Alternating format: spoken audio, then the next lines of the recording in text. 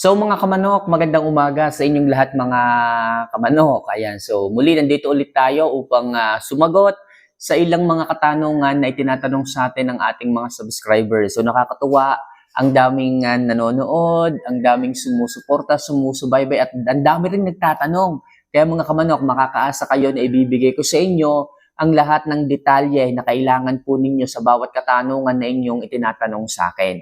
Kaya mga kamanok, if ever na nagugustuhan nyo po yung mga advice, yung mga videos, recommendations na ginagawa ko sa inyo, huwag nyo naman po sanang kalimutan na mag-subscribe, mag-like, at syempre ilagay nyo na rin po sa comment section ang inyong mga katanungan para sa akin. Kaya mga kamanok, kung hindi ko man ma-feature or masagot ang katanungan nyo ngayon, so possible sa susunod na video. Kasi kapag humahaba na yung video natin, pinuputol muna natin at saka ulit tayo gumagawa ng panibago. Kaya mga kabano, kung napindot nyo na po yung mga buttons dyan sa ilalim, simulan na po natin ang ating mga topics ngayong umaga na to. So medyo marami-rami ito. So isang video lang po muna to ha, ating tatalakayin lahat ng question dito. So ito po mga kamanok, galing kay Alfioranin. Ayan, so 5904. Idol, taga Leyte po ako. Ganyan ang manok ko, umiipot ng puti at payat. Ito po mga kamanok, pag umiipot po ng puti ang inyong mga manok, bigla po ito ha, pagising niyo po sa umaga, bigla niyo napansin, parang wala siyang sigla. Hindi na siya ganun kasigla, hindi siya ganun tumitilaok, hindi siya ganun kasaya. Hindi siya lumilipad, hindi siya pumapagaspas. Sa madaling sabi, bigla mo nilang makikita yung manok mo, tulala, malungkot, hindi magtunaw. Tapos namumutla. Tapos makikita mo dun sa kanyang tipi, puro ang daming ipot na kulay puti na parang chok ang lalapad tapos basa.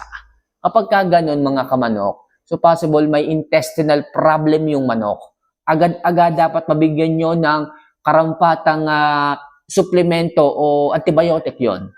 Pag hindi nyo po yung nabigyan agad ng tamang antibiotic, ilang araw lang po yan, po pwede yung mag-abroad. Sigurado po ako. Kahit yan pa ang pinakamaganda mong manok dyan.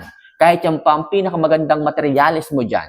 Kapag hindi mo nabigyan kaagad ng antibiotic, mag-a-abroad dyan. Mamaalam kayo dyan. At yun ang masakit. Kung yung tinamaan pa yung materialis mo, galing kay Art Lopez, galing kay B-Boy, galing kay Sunny, galing kay JM Fantastic, wala tayong magagawa. Kaya mga kamanok, sa tuwing, wag naman sana mauulit yung ganito, iipot ng kulay puti yan, biglang hindi magtutunaw, biglang manghihina, biglang mawawala yung sigla. NF1 lamang ang kailangan. Magbigay kayo niyan umaga at hapon. Huwag nyo nang pakakainin yung manok kasi possible stress at hindi magtunaw yung mga yan. Ngayon, i-observe ninyo yung manok. Kung halimbawa ngayong araw na to, walang pagbabago. Kamanok, nagbibigay naman ako ng NF1. Walang pagbabago eh. Ganun pa rin eh. Wala akong makitang sigla. Wala akong makitang improvement. So, okay lang yon. I-massage mo ang butche. Okay, tingnan mo kung matigas. Pag matigas, painumin mo. Kung ayaw uminom, kumuha ka ng syringe, irekta mo sa bibig. Konting tubig lang, basta lumambot lang po yung butche para matulungan natin siya na ma-digest. Kung halimbawa naman, 2 days na, ganun pa rin ka manok eh. Lalong nai-stress, lalong nanghihina eh. Nagbibigay ako ng NF1 pero wala akong makitang improvement. Gagawin natin dyan, okay, pasusukahin po natin. So yung po yung paraan upang maalis yung stress kasi hinahihirapan. Nai-stress magtunaw yung manok. Kaya po nagiging puti ang kanyang droppings kasi hindi niya ma-digest ng maayos yung pagkain sa kanyang butche.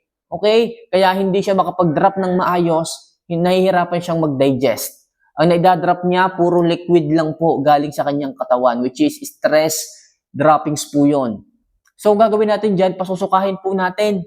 Kuha po kayo ng syringe, inyo pong painumin ng painumin hanggang sa lumambot po yung dibdib ng manok, hanggang sa lumambot po yung pagkain sa butsi ng manok, at pag ipinarest nyo po, lalabas po yung tubig sa bibig. Okay? Inyo pong ipe-place lang po yung manok horizontal, sabay pisel doon sa may butche para po, okay, ma-release lahat ng kanyang kinain. Sa ganyang paraan mga kamamay, mawawala yung stress. Kasi nandun ang stress nandun sa kanyang leeg, nasa kanyang butche. Nandun yung bottleneck ng stress. Kaya dapat alisin natin yun. Kasi po, makukontaminate yun after a few days. Pag na-contaminate, lalong may stress. Baka mamaya makita nyo yung manok, nag-abroad na. Kaya maaga pa lang, mapasukan natin, maalis natin yung pagkain para makapag-digest ng maayos, sabay bigay ng NF1, makikita nyo magiging maayos yung development ng manok. Muling magiging masigla at makikita nyo unti-unti na siyang kakain, tutukan ng pagkain hanggang sa makarecover po siya. So muli, pagdating sa ganyang nanghihina, puti ang ipot, hindi magtuna, wala ang sigla, NF1 lang po ang ating ibigay. And kung kinakailangan natin na troubleshoot, gagawin po natin para lamang maging maayos, maging healthy ulit yung ating mga manok. So, sana makatulong pagdating sa mga puti-puti ang ipot, yan po ang ibinibigay natin sa kanya. So, next question tayo. Okay, so ito galing kay Benj Castillo. Okay, idol, kung dome ba sa SBR pwede kaya? Dome sa SBR, sinubukan ko po yan. Okay? Ito, to be honest sa inyo, hindi po naging maganda ang resulta ng ating breeding sa dome at sa SBR. Although parehas silang mga nagtatagumpay, pero hindi pala ganun. Tatandaan nyo mga kamanok, hindi kesyo nagtatagumpay itong isa, hindi kesyo nagtatagumpay ito, pag inyo po itong pinagsama is magtatagumpay din po ang kanyang mga aanakin. Hindi po yun ganun. Okay? So, sabihin natin nandoon na. Nandoon na yung given na yung yung mga materialis na maayos. Okay, nagtatagumpay, pero bakit pag ito pinagsama natin ang labas? Okay? Hindi na umuuwi eh. Hindi na umuuwi. Meron palang ganon. Yes, marami pong ganyan. Hindi kesyo kinolekta ninyo lahat ng mga nagtatagumpay. Sabi ni Kamama dapat daw ang gawin kong materialis yung talagang proven and tested na talagang ngumingiti, nag-i-enjoy sa pasyalan.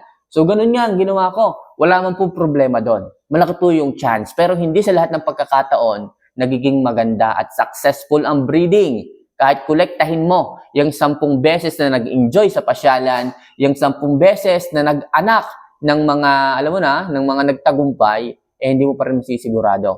Unless, ipinasyal mo sila. Kaya please, mga kamamay hindi kesyo maayos to, pag pinagsama nyo is magiging maayos, hindi po ganun. At hindi ko rin sinabi na kapag ito hindi maayos, pag pinagsama hindi rin maayos. Lagi pong trial and error. Meron pong nangyayaring hindi maayos. Pag pinagsama nyo, ang lalabas maayos. Meron din namang hindi maayos. Pag pinagsama, pag lumabas, maayos naman. Ba't ganun? That is breeding. Kaya po mga kamanok, okay? So sa mga nagtatanong dyan, pwede bang ganito, idol? SBR Dome, pwede ba to? Boston, sa SBR, pwede ba to? Golden Boy, sa 5K, pwede ba to? Ang makakasagot po niyan is kayo. Okay? Kayo po. Hanggat hindi niyo po nasusubukan, hindi niyo po mahahanap yung siguradong kasagutan. Kaya please mga kamanok, gabay lang po ang masasabi ko sa inyo. Hindi ko po kayang siguraduhin ang kasagutan para sa inyo. Ganyan po ka-excited ang breeding. Ganyan po kalawak ang excitement pagdating sa pagmamanok. Kaya talagang nakakapag-enjoy to Kaya talagang nakakaalis ng stress. Okay? Maging open-minded ka lang. Maging matanggapin ka lang sa lahat ng bagay. Kung hindi magtagumpay ngayon, huwag ka susuko. At least, nalaman mo. Ako nga, kapag sinusubukan ko isang bagay at hindi naging matagumpay, ngumingiti ako ganun pala yon. Pag pala ito ginawa ko, hindi pala magiging matagumpay, at least nalaman ko. Mas mahalaga sa akin yung kaalaman. Mas mahalaga sa akin na nalaman ko to. Kaysa doon sa experience na, nagastusan lang ako. 2 taon ko inalagaan, tapos mga hindi pala magtatagumpay. Okay lang yon. At least nalaman mo. Meron kang na-earn na knowledge at yun ay babaunin mo na sa tagal ng panahon mo sa pagmamanok. Mas mahalaga sa akin ang kaalaman kaysa doon sa nakamtan. Okay? Kaalaman kaysa sa nakamtan. At itong kaalaman mo mga kamanok, yan po ang magdadala sa iyo sa mataas na kalalagyan mo pagdating ng araw. Kaya please mga kamanok, pasalamatan ninyo kung kayo is nagkamali ngayon kasi yung mga bagay na natutunan nyo sa mga pagkakamali nyo yan ang mag-aangat sa inyo balang araw. Okay? So mga kamanok, pagdating sa breeding hindi kesyo pangit, hindi na maglalabas ng maganda. Trial and error po ito. Trial and error. So ngayon, last question muna tayo mga kamanok. Medyo mahaba yung ating mga topics. So ito galing kay Rodel Laudenio. Ayan, Boss Kamamay, magkano po ang 1 kilo ng Jackie Oats na sinasabi nyo? Gusto ko po itong subukan. Okay? So ang presyo po ng Jackie Oats, magkakaiba eh. May tumataas, may bumababa ng konti, pero wala pa po itong 100 piso ang per kilo. Pero matagal nyo na po itong magagamit. Kasi fermentation, konti lang po ang inyong gagamitin dito na panghalo. At sigurado ako na magtatagal. Yung akin na nakikita nyo na nakababad sa taro, umaabot yun ng 4 months. Ilang kilo lang yun? 2 kilo lang yun. Umaabot ng 4 months, hindi na kayo lugi. Kaya mga kamanok, sa mga magtatry ng fermented Jackie Oats, babad nyo po muna, ha? Babad nyo muna sa tubig sa loob ng 1 linggo. Huwag nyo ihahalo rekta kaagad. Pagkabili nyo, para pa siyang palay, halo agad, wag. Babad muna sa tubig ng 1 linggo, and after 1 week, saka nyo po siya ihalo sa pagkain. Okay? Hanggang sa bumaho. Sabihin na natin ganyan. Hanggang sa bumaho. Kasi yung iba hindi pa sanay sa amoy eh. Ganun talaga ang fermentation scent. Ganun talaga ang amoy ng fermentation. Sabay halo after 1 week, sa kanyo po ibigay. Okay? Sige, try natin ilagay dito sa video na to. Hindi ko alam kung dito.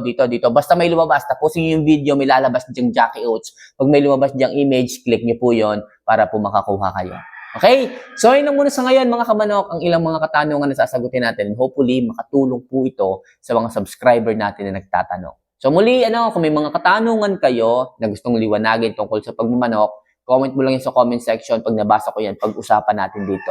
Okay? So, mga kamanok, mahal ko po kayo. See you for our next vlog.